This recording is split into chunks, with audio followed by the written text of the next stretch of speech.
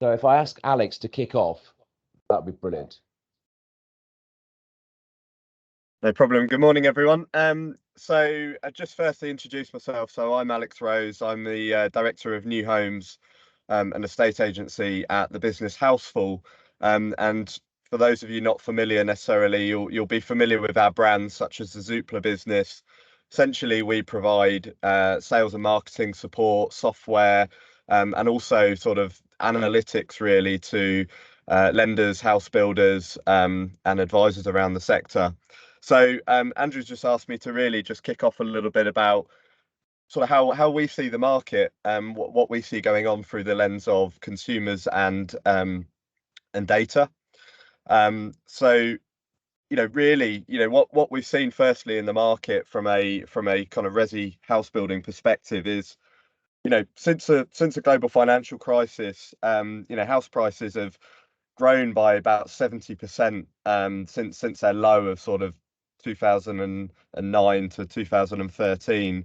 What that's really done is then just drive and push affordability, and that was really fueled by I'm getting a couple of messages saying no sound. Can anyone else confirm they can hear me? Okay, brilliant. Thank you. You're coming through fine, thank you. So that's been fueled really by of course the Help to Buy initiative over the last decade and low interest rates. So in many ways that house price inflation has actually supported rising build costs through time, and many house builders, many investors have probably been able to offset increasing costs and kind of ride that wave of house price inflation. Obviously what we've seen over the last year is that there was that double whammy impact really of interest rates increasing, and the end of Help to Buy, which has just made it much harder for consumers to get enfranchised really to buy a new build. And so builders are now having to turn their attention to sort of an outlook that says actually there isn't going to be a lot of house price inflation for the next few years, and with a rising cost base, cost management really becomes critical, as well as doing the right DD and having the right exit strategies really on residential house building. So we've seen the first kind of moves of that really in the market, particularly over the last few weeks. We've seen businesses like Vistry adapt their model to be more JV led, more looking at more affordable housing, but also pulling as many levers as they can to manage cost. Clearly, the big news this week was the Barratt Redrow announcement, which essentially creates a super tanker of a house builder. Forecast to build 22,000 homes over the next year. And I think really, if you go back over the last few years, probably has the capability to build upwards of 26,000 homes in a year. So over the next couple of years, we're going to be in a position where 1 in 6 to 1 in 7 new homes built each year is built by that kind of monolith group. And clearly, Alex, can I stop you there, because otherwise you're going to give away all your pearls before everyone else has had a chance to speak. So no problem, Andrew. As a moderator, I need to cut in there. Stephen, do you want to introduce yourself and give me one good point about what you think will be in a dynamic in the house building construction arena, please? You're on mute. Fantastic. There's nothing like a bit of tech issues on a Friday morning on a webinar. So thank you everyone for bearing with us. Not the best start, but we're going to be really interesting for the next 45 minutes. Okay, so my name is Stephen Lynch. I'm the Executive Director of the Eastern Powerhouse. Eastern Powerhouse is all around connecting the East of England for interconnected policy. So one of the things I'll just quickly mention is we've seen the spotlight being put on Cambridge. Michael Gove announced 200,000 houses to be put in and around Cambridge. While we welcome this ambition, we know the issues that it will bring. And I think that fundamentally comes back down to having a plan and having an interconnected plan. You cannot have a housing policy unless you have an energy policy. You cannot have an energy policy without having a water policy. Just yesterday, I was at Anglian Water's annual conference, in which they were talking about building a £9 billion investment into the East of England, specifically around a reservoir to sort of match this house building. Now, while this is an incredible aspirational reservoir, it will take about 15-20 years to be built. And this is for the new the current stock of housing being built, not to mention that extra 200,000 that Michael Gove was mentioning. So it's massive positives when we're talking about the East of England. The construction sector is worth about 20% of the entirety of the East of England. But to match that ambition, we need interconnected policy. And that really means we need to speed up infrastructure. There's major infrastructure, it needs to be taking place in the UK, and we need a better way of making sure that that's implemented. And it starts with things like the reservoir being sped up. And Stephen, we'll touch upon it later, but I'm going to use you as an example for the regional play. So it's not just Cambridge, it's also places like the Southeast, etc. And we'll touch upon that later. Simon, would you want to introduce yourself and come up with one key point that you think is actually vital for guys to understand as a dynamic? Morning, gang. Morning, everyone. Sorry about the early gremlins. Let's blame the rain. But as Mr. Lynch said, Mr. Lynch MBE said, we're cracking back onto it. So I'm responsible for a couple of things in the supply chain and also fundraising and debt fundraising for aspiring people that are greeting a little bit of headwinds at the moment. And I guess management controls is probably a consistent theme that I'm seeing from the 3 or 4 house builders that I'm currently dealing with.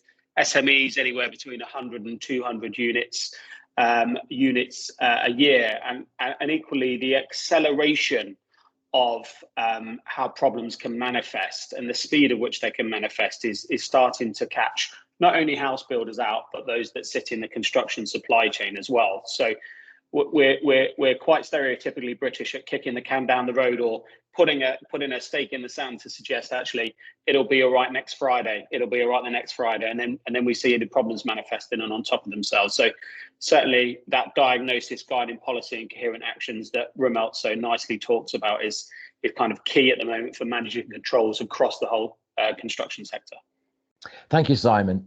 We will have one other host, but unfortunately I'm not sure he's on at the moment. Mark Maureen? No, he's not at the moment. Okay, so Alex, just thinking about the scene setting and what's happening in the builder level, what do you think? We've got a number of people on this call, bankers, advisors and directors, and they're looking for real value add to go back to their credit friends or go back to their front end operating partners. What can we give them today which will help them understand the complexities of construction in the UK? Now that I want to talk about small things or large things which actually make a meaningful difference, that these guys will go back to their respective partners and colleagues and say, I learned something today. So let's have a think about what can we give those people. So over to you, Alex. What do you think is a key couple of points which we can talk about now, which will add value to our audience? Yeah, I think the key thing, Andrew, for me is obviously, you know, we've got to scrub the numbers really on viability of developments. There'll be stuff coming through the pipeline and it'll be at various stages. But let's say, you know, you're already under construction on a site, you know, clearly you're going to have to go back over the numbers that were plugged in at the very first business case for that development, and you know, probably have a bit of a rethink of them. You know, cost management's going to be clear. How can you bring in, you know, share some of the risk really, whether that be through JVs with you know, affordable housing providers, you know, seeing if you can unlock that, and then of course looking at what are your exit options in terms of tenure. Could it be, you know, is it going to be sales?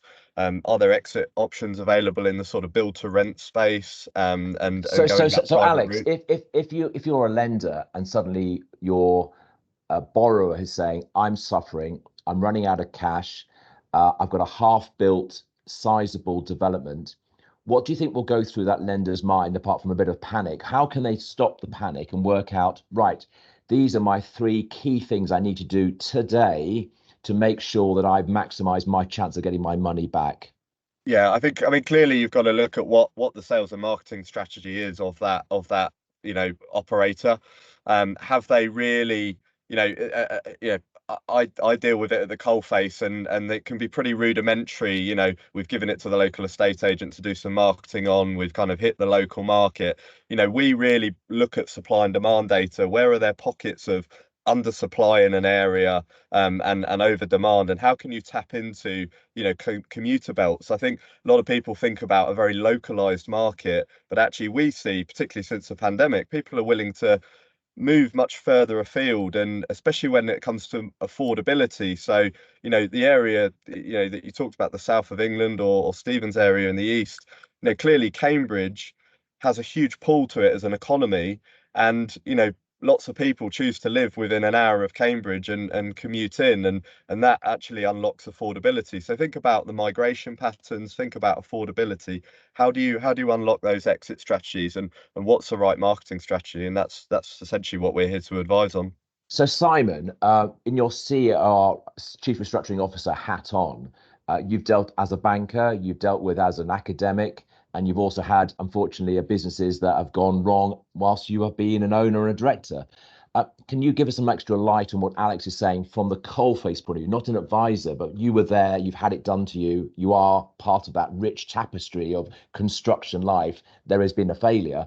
What do you think? Yeah, I think thanks for that, Andrew.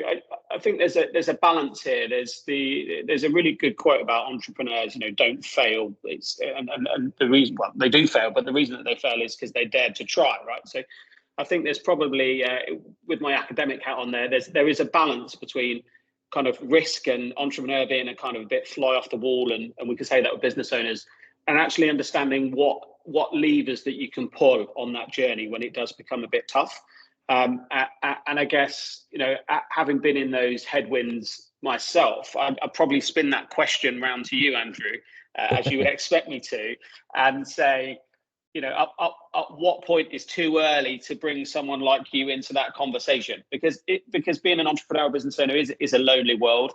You live and die by the sword. You're faced by many, many external factors that you have no influence on. We all know a good pestle model. When is the right time to say, look, I probably need a bit of help here, because most people will ask and they will come to you when it's too late. I think like all good advisors, they'd always say it's never too early, but I think that's a bit trite. I think the key thing is the style of approach. So I've done lots of work where I've gone and had a coffee with someone, no formal engagement, no real anticipation of any real work other than chewing the cud and talking about stuff.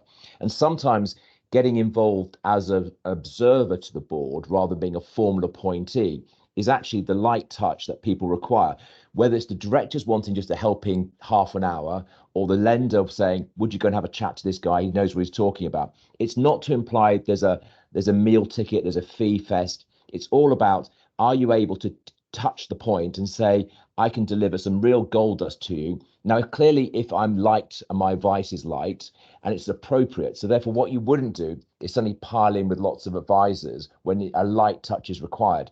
As you get closer to real problems, you may need more people, and unfortunately the cost goes up. But in my profession, I've done so much work where brutally I haven't charged for it, or it's a few £1,000s. And sometimes those are slight guidance levels. And that's where I think all advisors, not only ReSolve, whether you're a lawyer, accountant, advisor, operational people, or even such as Stephen and Alex, people just like to chat sometimes. Stephen, just thinking about... I love to chat. Just thinking about your reservoir infrastructure and applying that to around, say, the home counties as well. Are you seeing extra opportunity for A, construction, but B, financiers to that construction? Because building a reservoir, building 200,000 homes in the Cambridge area sounds wonderful on paper, but 200,000 homes sounds a lot of investment, a lot of builders. Is there that capacity in that area? Or is it political make-believe because we're fast approaching an election? I suppose so. There's no silver bullet to answer that question. There's no one size fits all. I think everyone in this industry understands that infrastructure is the bedrock of absolutely everything that we do, and I think we haven't been properly investing into infrastructure. And so whether I take HS2 as an example, I was personally juxtaposed to HS2 being cancelled, but we cannot keep putting money into a failing infrastructure model and just hoping for a different solution. So when we're talking about the opportunities around a reservoir being built into the east of Anglia, that unlocks so much potential for further economic development and investment, whether that be around infrastructure of housing, which is needed, or it be around further infrastructure, road and rail, in which you can build conurbations up around those links. But again, what I think we need to really understand is there is basic infrastructure that the UK and specifically the east of England needs, which will then fuel the growth. and housing is obviously paramount to that. So again, it just comes back down to the purpose of the Eastern Powerhouse. In many ways, it's connecting dots. It's bringing people together to say, if we want this, we need to connect with this sector and this industry. So, you know, sorry to keep going back to this reservoir, but one of the big conversations I was having with Anglian Water is making sure they're completely aligned with, you know, highways, making sure they're aligned with the rail networks, and making sure they're aligned with house builders, because this is really where the growth of the east of England is coming from. So I hope that answers the question, but I think we do need to think about how and where we fund infrastructure in this country. So if a local builder in the Cambridge area goes to a local banker or an asset-based lender trying to get finance, sometimes we've seen this dream, the back of a fag packet, sort of, oh, this is going to happen, this is going to happen. How would you, if you were advising the lender, how would you ask them to be either cautious or optimistic of a builder coming in saying, I'm backing the dream? What would be going through that lender's mind, or what could you add extra that would allow that lender to have a balanced view, not negative or positive, but I think a balanced commercial view? So I'll just reframe this, and this is an example. This has nothing specifically to do with the housing sector. So my background is China, and I spent 12-15 years living and working in China. And lots of businesses would come to me around entering the market because they'd see the pound signs, the dollar signs, whatever it might be. And just one example, if you just give me, a university came to me and they said, we've got a contact with a Chinese university and essentially big MOU that they'd like to sign with us. What do you think? And I said, well, is this part of your, China strategy? Oh, we don't have a China strategy. Have you ever worked with this university before? No, we've never worked with this university before. Do you have a global strategy? No, we don't have a global strategy. So why on earth are you doing it? It's all about money. But the point is, they did absolutely no due diligence. So for me, it's all around due diligence when you're looking at these solutions for businesses, and businesses need certainty. And for me, that comes back, whatever industry you're working in, specifically when it sounds like this, when I have these conversations with Simon, it's around due diligence. It's making sure you've done your research and brought the right people in. Alex, we talked about the super developer, and ultimately, let's assume that no one on this call is lending to the super developer. However, they might be lending to or working with or owning a supplier to a super developer. What do you think is going to cause issues there? Because ultimately, a super developer will do it at scale. I'm assuming they have fine margins. Fine margins times a big volume means profit. But a fine margin means, will they be squeezing those suppliers? And what do you expect to happen if you are a supplier to a super developer in the next 2 years? Yeah, I mean, I think, the Barratt Redrow example, they've called out, they believe there's 90 million in cost savings to be achieved. Let me just stop you there. So 90 million of cost savings isn't because they're being more efficient in their process. It's probably some of that, but perhaps more efficient in cost reduction, margin reduction. So therefore, a supplier already on quite a small margin will be beaten up or made more efficient. That sounds like a difficult issue if you are a lender or an advisor to one of those suppliers. Yeah, I think we have to be eyes wide open that that's likely to going to be the jumping off point in the conversation. Is we want you to squeeze your margins harder and bring the costs down because we're going to bring you more economy of scale and buying power. I think they will look to try and control the supply chain a little bit more and tie up deals with partners that they know can deliver the scale. And I think they'll also potentially look at acquisitions in the supply chain. We've already seen it with, potentially modular construction or timber frame businesses where they've looked to actually acquire businesses. So I guess there could be some winners and unfortunately some casualties within it. And businesses are going to have to think very hard about how they kind of enter into those negotiations. Alex, can I just stop you there? Because timber frame construction and being a supplier into the industry, that's a nice segue into Simon, because Simon ran a timber frame supplier.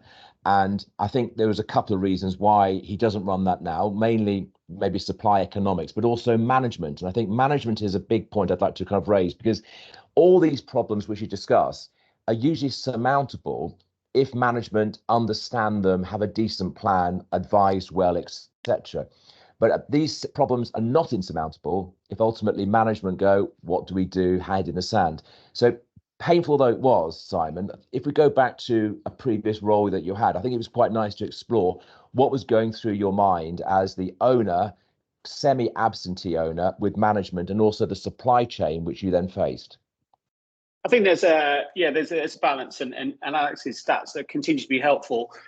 I suspect one of the challenges that the construction industry has is its ability to challenge the supply chain. And the more we see house builders such as Barratt's and Redrow coming together, Vistry last year or the year before with Countryside, the more we see that the less space there is for contractor suppliers to play in.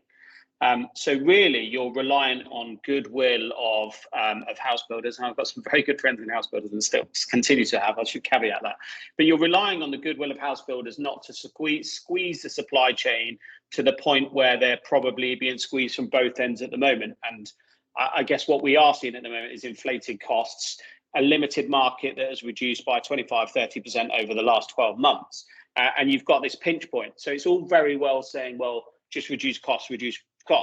But actually, if you're continually hoping, well, next month looks better, the order bank looks better, and so on and so forth, that becomes a bit of a challenge, because you're then into a hope strategy instead of an ability, a strategy that's based on science. So your emotion takes over your science part. I guess I'm going to spin that round again to you, Andrew, as you would absolutely expect me to, and say, well, actually, lenders don't really A, understand construction, or B, want to get involved with it, right? Because why would you? If you were a lender sitting there at the moment thinking, right, house building's down 25-30%, Stephen's already talked about infrastructure. Barratt's yesterday are down kind of 80% profits year on year. Why, as a lender, would I want to get involved in lending into the construction space? I think there are quite a few lenders on this call, and talking to them last night, I was at this Southeast Award ceremony, and what were they? Most of them are saying is that, per se, no, it's not the cracking sector, but there are pockets of interest. And therefore, it comes down to how do you, as a director of an interesting company, persuade a lender that you're actually bucking the trend? How can you show them that you've got your finger on the pulse and actually understand your business, understand the risks, and more importantly, understand the mitigators, and will deliver the mitigators to achieve that? And I think the big thing is the power in the persuasion of actually allowing a director to sell his thought process to a lender. But more importantly, from a lender, is how to interrogate beyond, is there an asset there? Because I think lots of lenders have got themselves into problems where they've believed that the underlying asset base is good. Then suddenly they find out the operations has caused the asset base to be poor. I've dealt with a number of businesses in the past where people have put the drainage in the wrong way around, and therefore theoretically the asset base of 10 half-built houses has value.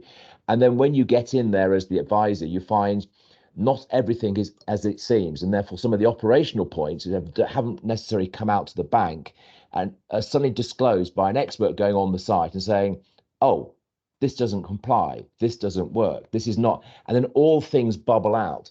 So I think there are a number of lenders out there who have specialist construction teams, and they'll know exactly what I'm talking about, and therefore they will not be afraid of construction. Is it a place? Andrew. So can I just step in there, because I think this bit's quite important.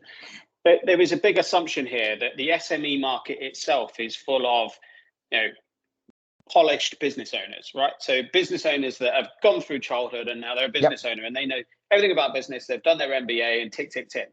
Actually, the majority of SME business owners, and so that might be small house builders and in the supply chain, are lifestyle businesses, and they're kind of pushed entrepreneurs. So they've been pushed into entrepreneurship because they don't have any choice, or they were working for idiots, or so on, or some carryover from 2008. So we don't have that skill set in business, small business owners and entrepreneurship. So I think it's all very well saying, well, directors should do this, and pull this lever, but you don't know what you don't know. No, agree. So how do we help that? So ultimately, does that come back from an academic point of view? Is there some business training at a base level from local communities, or is it, because as you say, if you assume a builder is naturally born a builder, well then maybe if your father, your mother was working in the industry and you basically you learn it. But if ultimately you were just a good guy working for a business and you went out on your own, as many developers do, and ultimately you learn the business by hard knocks, but there's no formal understanding. There's no formal understanding how you quote for things. You just probably copy your previous boss's way of doing it. And as things don't move correctly, the problems you've inherited from him as a learning point just carry on. So then you sometimes find a person who's got 5 houses. They're actually quite small, leveraged to the hilt. They do not have the capacity to work out the problem. It's not an insult. It's just the fact is that personally, how would I build a loft conversion if I was presented with a half-built loft conversion? I can't.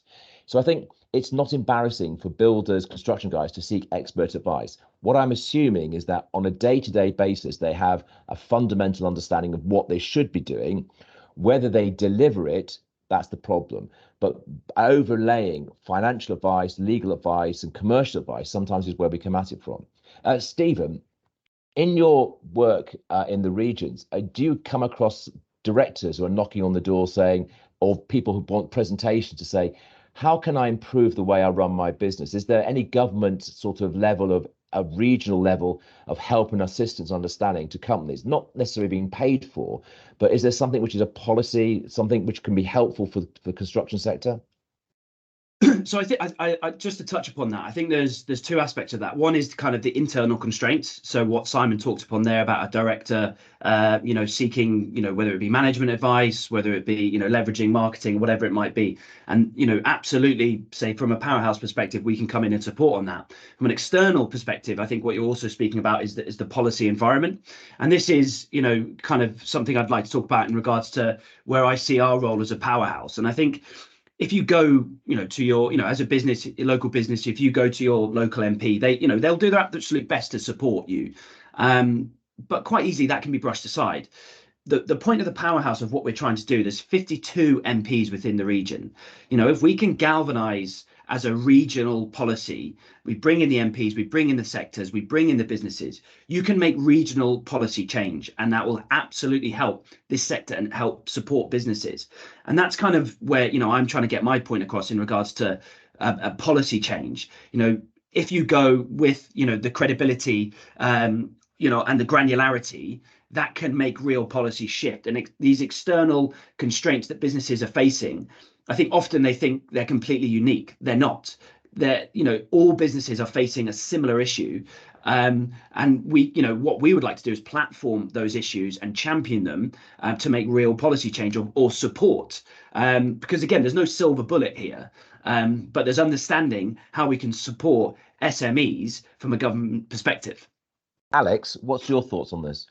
Yeah, I think you touched on the key point, Andrew, a minute ago when you said expert advice, because, having worked 20 years with SME builders, I've seen all sorts of DD on asset value and exit strategies and all this stuff. But at the end of the day, your average SME builder, coming back to the point, is, they're first and foremost, they're a house builder, right?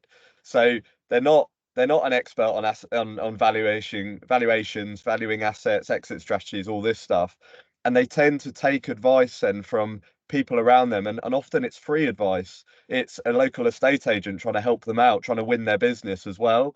And so there's a bit of bias there into telling the house builder, actually, we think your homes are lovely and, they're going to be worth a lot of money. And of course we can sell these for you, rather than actually saying, look, I'm going to challenge you a bit harder on that. You're not going to get that kind of exit value. And then what happens is later down the line, the house builder has to have a difficult conversation with their lender to say, yeah, we're not achieving these kind of prices that we thought, and they've been on the market a lot longer. So I think it's really critical that people look beyond the free advice, the free data on the internet, the comparisons on the, dare I say, trying to value their homes by looking on Zoopla and seeing what other homes are worth. They've really got to go into that kind of bank grade data, which at the end of the day is what the lenders are using. So we need to be on the same hymn sheet, basically, in terms of our valuations and our strategy, rather than sort of this kind of fag packet analysis. Yeah, we'll think it'll work. And that's kind of got us through the last 10 years, but it's not going to work going forward.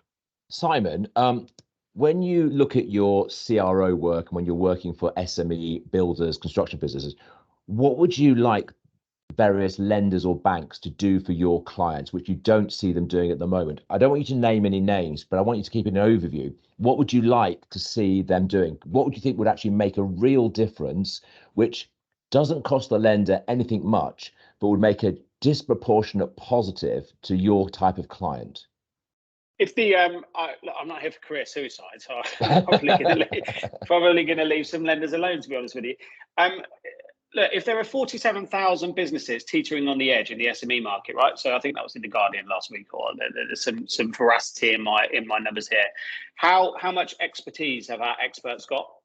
You know, it's an astonishing amount of SME businesses that are teetering on the brink due to the overhang of COVID, the overhang of coming through that to stiff inflation, the overhang to, you know, these are real problems that businesses are facing. You can be empathetic, but really, how much expertise do our experts have? And you know, we all know that, you know, there's the challenge about high street banks. Do they really want to lend? They're changing their segmentation away from personal banking. You know, so we've got this secondary lending, tertiary lending that do want to understand more, but do they have the expertise that a 20-year career banker has?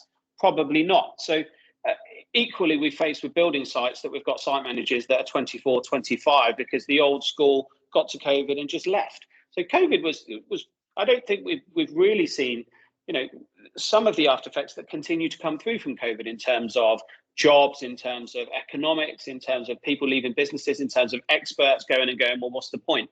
The damage that has done on society and industry is continues to be immeasurable. So we can ask experts, but as Alex articulated very beautifully just before, is an expert Dave down the pub? Is an expert your banker that just wants your banking business? Is an expert Andrew Pepper from ReSolve, who actually is going to make a couple of quid for it? I'm using bullying you because you're there. Is the expert an accountant that wants some accountancy fees? Actually, who is an expert? So this touches on a big issue that one of our colleagues who was going to join, unfortunately, is not on.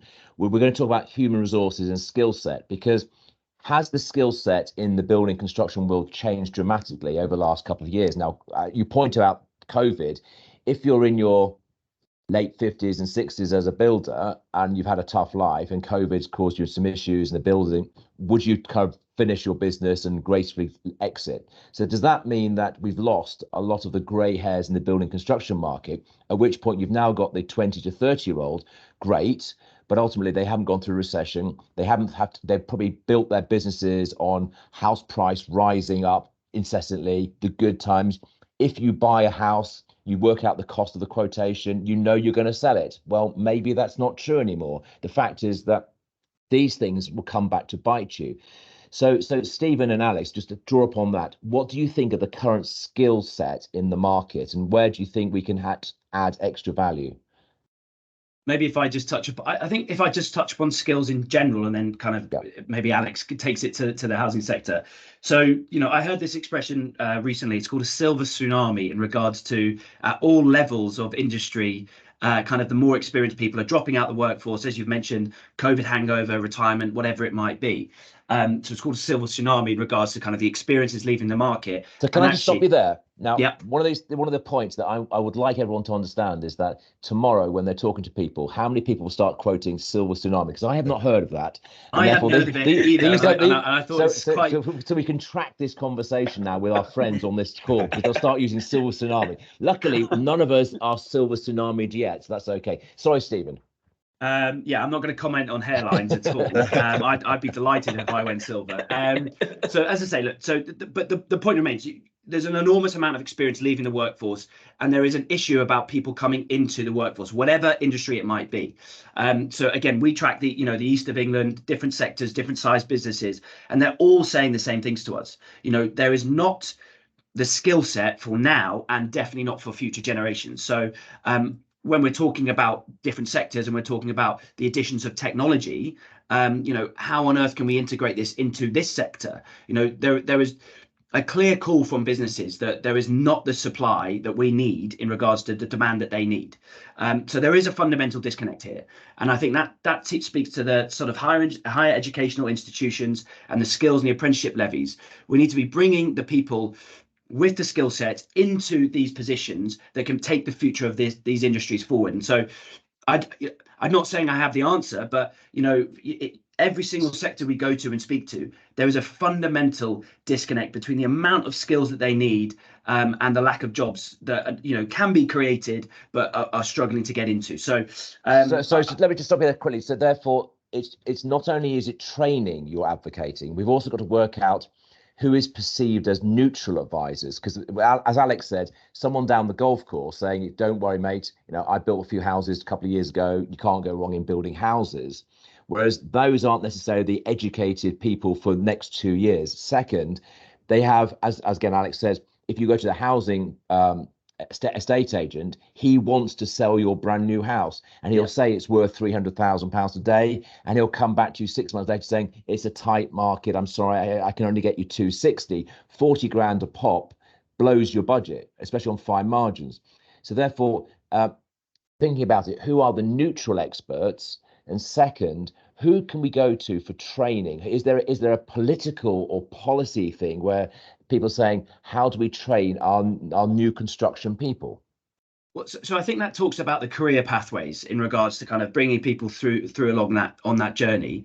The other aspect of things is yeah, absolutely. There needs to be this continuous education, continual learning, whether it be at the C-suite level, right the way down, to actually propel, what skills are needed. Again, look, I'm not going to endorse specific people or specific organizations. Again, I think that comes down to my earlier point around due diligence. It's very, very, Simon mentioned it's slightly hard in regards to who are the experts, but I think that comes back down to the need that you have, and then the skills that need to be, coordinated. It comes back down to career pathways. But for me, it would be around due diligence and that continuous need to develop skills and learning within an organization right the way through from top to bottom.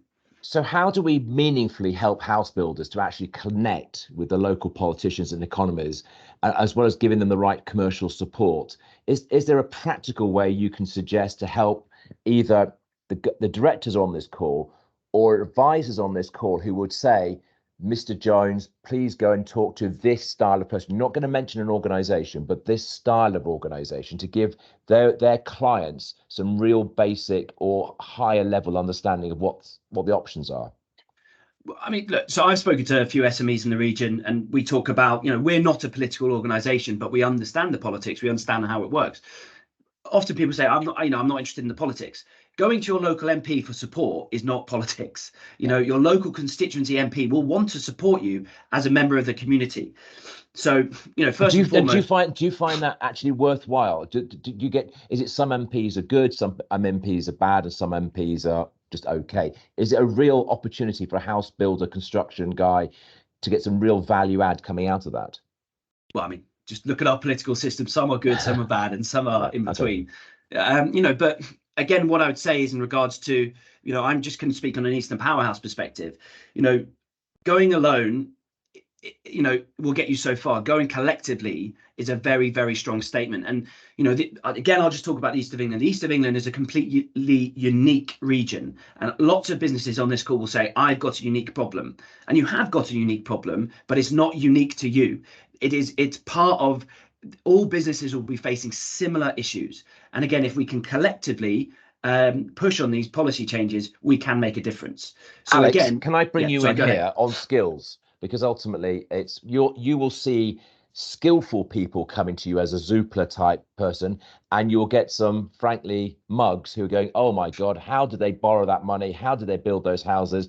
And when they see the numbers that you may describe as your exit, that they are shocked. And you're going, how can you be shocked? Look at the world around you. Sometimes people have this very tunnel vision. I have built something. I was told it was worth $500,000, and then you would shock them, or your colleagues would shock them saying, I'm sorry, it's not worth the value. And therefore you see crestfallen views on their faces, I'm guessing. Yeah, I've been there too many times, unfortunately. But I think, probably the trait of an SME builder is they're an expert in one area, right? They're either really good at finance, or they're really good at construction and the technical side, or they're really good at buying land, or they're really good at navigating planning system. I've never really encountered, a builder that can wear all of those hats. And so that's where I think, you know, they need to be looking at whether it's JVs, partnerships. How do I bring in those other skills, and how do I find advisors? You know, where you know, so this is Simon's expertise, but where's the kind of gap analysis in my business? What areas am I weaker on? And I think, you know, we know that the general demographic of the tradespeople and the skilled expertise on construction is you know, it's an aging demographic, and you know, builders are going to have to think hard about either training up and you know, bringing people through for apprenticeships, or you know, more sophisticated innovation really in the sector. So I think that on the skills on construction side, that absolutely needs sort of the backing of organisations like Stevens and the politicians. I think on another note I would just say on is sales expertise as well. You know, at the end of the day, you're only as good as your execution on, you know, what you sell the property for. And there's too many order takers, frankly, in the industry who over the last 10, 20 years have essentially just sold houses because, you know, as quickly as they can build one, there's 5 or 6 people queuing up to buy it. That's gone away. And I think, you know, so Alex, if you're a lender and you've basically put your money into a building project, how can you cost effectively test that the prices that the director has said he shall achieve are actually reasonable? Not to, I don't want to hear go and find an agent who'll charge you 20 grand. Is there anything, simple things that would be able to allow a lender or investment guy to say, yes, those exit numbers do seem okay? Yeah, I mean, lots of businesses out there, including ours, I should say, you know, do sort of viability reports, land appraisals, and you know, it's about ensuring that there are comparable evidence of properties that are selling, and that you can see there's the underlying demand. And I think it's that comparable evidence that I've seen developers fall over on in the past. You know, I once saw a house builder trying to, you know, who essentially said to me in Colchester, I can get £450 a square foot. And I said, what's your comparable evidence of that on a new build property? And they said, oh, we found a 15th century 500 square foot cottage, and we believe that we're going to price our 4-bedroom detached homes off. And you just, guys, like, take a look in the mirror. Like, what did you just say? Like, do you think that's comparable? And so you've just got to have the evidence underlying. And I think one of the issues is banks have this data and they can go and get it much easier. They're used to bank grade data, and the builders coming at it with this sort of fag packet analysis, and the two kind of meet in the middle, and that's where you get the friction. You know, actually the lenders really should be bringing that data into that, and using that with the builder to educate them and say, look, this is the sort of data you need to be using when you come to us. This is the level of expectation of DD that we expect from you. Otherwise, you know, we're gonna send you away to do your homework again. We haven't got many minutes left. Can I touch upon planning? Because ultimately, I think that's quite a thorny question. I know we personally, as ReSolve, we've been doing a number of deals where you think it's going to work well, planning is going to be given, and therefore that's the great. But planning is kind of a myriad of local politics, delay, and planning isn't often just given just like that. It's quite a complex process. Simon, do you want to touch upon that, and then I'll open it up to the other two, because we've only got like eight more minutes, but I think planning is an important thing. Yeah, I think like anything, you engage planning experts, and Alex, I know, will nod on this, and you back to your SME builder that finds a plot of land, goes to the bank, says, can I have a bridge? Can I buy this? I'll flip planning in 3 months and I'll build it out in 9. Well, it's just not possible, is it? Because the planning situation and the planning applications are just so clogged, and they're understaffed, and local councils will put their hand up and go, we're understaffed. It's not democracy, it's a dictatorship in planning. So you don't have any other choice, do you? You can't go somewhere else and get your planning. You are subscribed to that. So there's a couple of things: engaging with a planning expert to see that through, being realistic in timescales, and not hoping that our planning will flip to create value. Because if you're back to emotional strategy rather than scientific strategy. So that's a really big point.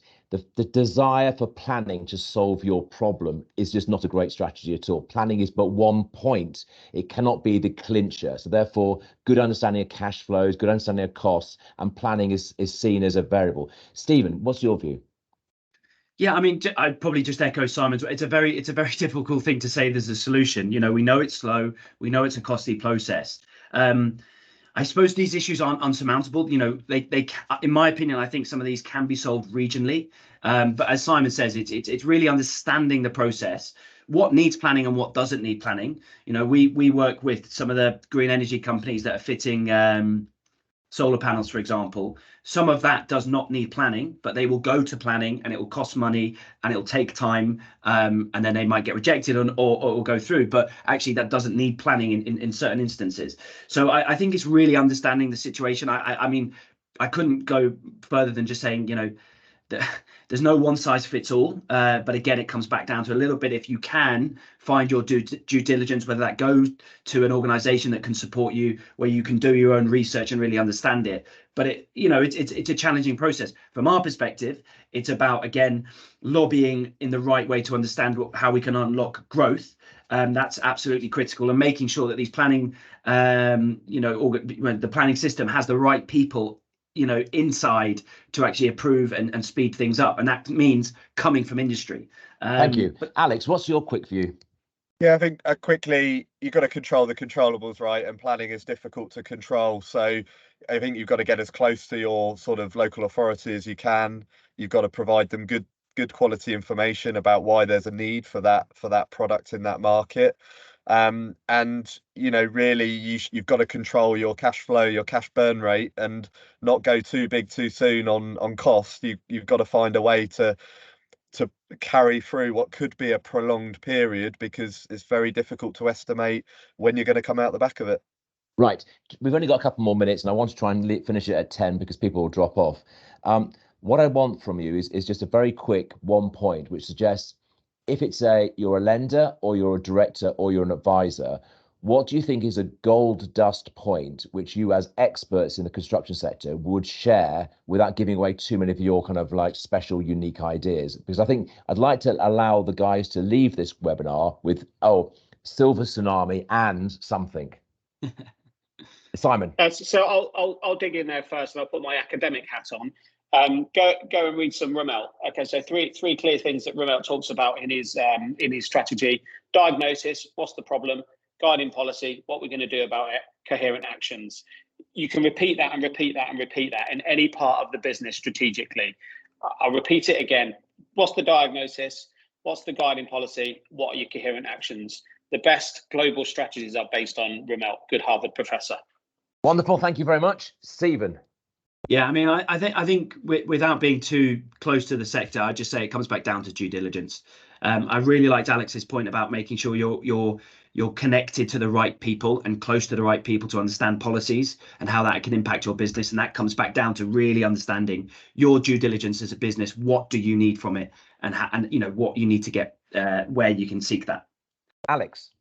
Yeah, I think finally, go and seek out that expertise, whether that be through partnerships. Identify what areas you have gaps in, and go and seek out other like-minded SME builders, because I guarantee that they'll bring a skill in, you'll bring a skill in, you can probably share some risk. And I think there's going to be power in partnerships, working with housing associations as well on affordable products also. Thank you. For me to say, finally, this is not an insolvency pitch. Therefore, this is all about, in the world of construction, there are absolutely some winners. There are absolutely some losers as well. We've seen that in the press. But the majority are winners or okay. The trick is, how do you improve those okay to winners, and how do you get the winners into exceptional? It's basically, in my view, management. I know everyone always says that, but unfortunately, every time I get involved in something, management are always a clear dynamic which has to change, and therefore it's not just about cost or cash flow. Those are sometimes the symptoms, but the root cause of a problem is often management. And as we've discussed, if management has lost its way, lost the grey hairs, the people who are actually running those sites are basically people who've only done it for 5 years or 10 years. Who is actually in control? Because as Simon said, not just because you talk into a builder, you assume the builder knows exactly how to do everything in the building construction market. They're not. As Alex says, they're usually experts in 1 or 2 items, but not the full blended package. As we get to bigger businesses, you have the ability to bring in 5 or 6 guys or girls who can actually give you a blended view. But at the smaller level, it's often run by a family member, an autocrat who says, this is the way I've done it, or this is the way I'm going to do it. And therefore, they are the higher risk people. And therefore, I think from a personal perspective, talking to the advisors, the lenders and directors on this call, it's try and get some free, neutral advice. Try and take it early where you're not paying for it, because there's always people who'll give you 10 minutes, 20 minutes, 30 minutes, a little bit of gold dust, but then use that to really make a change in your life, because not everything is a failure. Absolutely not. There's a real chance of turning businesses around, but you've got to get in early enough. Second, you've actually got to truly recognize what the truth is. Is that property really worth £500,000 or is it worth £440,000? If it's worth £440,000, can you do something today that minimizes that expected loss? Because if you can't do something today, then you have a problem. So taking action early, and going back to Simon's academic view, to talk about those 3 key points and rotate them through. Whether you're a lender or a director, it applies equally. Think about the business. On that basis, as a partner of ReSolve, I'm delighted to say thank you very much for our experts. We've had nearly 100 people turn up today. There was over 150 people signed up. Apologies for the early technical issues, but ultimately, I hope everyone enjoyed this. And again, thank you, Simon, Stephen, and Alex for joining me on this positive view of construction. And hopefully, guys, the guests have learned something, and hopefully we'll take that back to their families and their work colleagues this afternoon. Thank you very much, guys. Cheers. Cheers. Thanks, everyone. Thanks, everyone. Cheers.